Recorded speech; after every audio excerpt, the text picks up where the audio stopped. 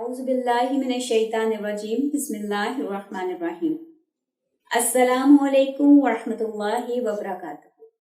آج سے ہم لوگ ویڈیوز کی ایک نئی سیریز سٹارٹ کرنے جا رہے ہیں جس میں قرآن پاک میں جتنی بھی دعائیں ہیں ان کو ہم ون بائی ون سمجھنے کی کوشش کریں گے۔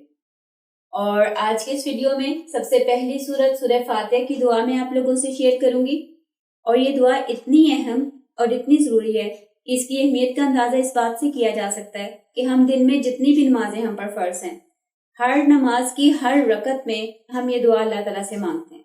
تو آئیں آج اس کو سمجھ بھی لیتے ہیں۔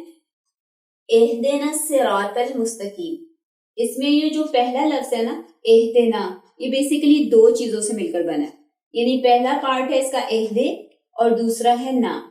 اہدے کا مطلب ہوتا ہے یہ فعل امر ہے، اور جس کا مطلب ہے ہم ریکویسٹ کر رہے ہیں کسی سے کہ آپ ہدایت دیں، آپ گائیڈ کریں، آپ رہنمائی کر دیں۔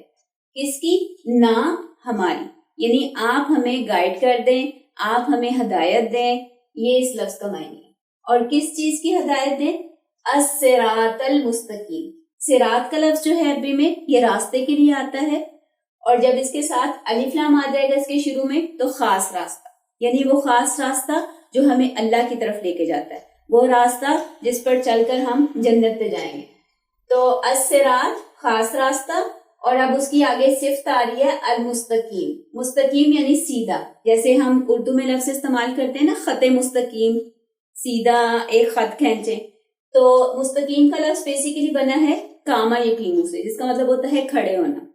تو مستقیم سیدھا، صراط راستہ، یعنی وہ راستہ جو سیدھا ہے، جو سیدھا آپ تک آتا ہے۔ تو اس دعا کا مطلب ہوا اہدنا الصراط المستقیم، آپ ہمیں ہدایت دیں ایسے راستے کی جو سیدھا ہے، یعنی جو سیدھا آپ کی طرف آتا ہے۔ تو یہ تھی ہماری آج کی دعا سورہ فاتحہ کی، یہ آیت نمبر 6 میں آتی ہے۔ تو اس کے ساتھ ہی ہم آج کی ویڈیو فنش کرتے ہیں۔ سبحانک اللہم و بحمدک، نشہد ان لا الہ الا انت ونستغفرک ونتوب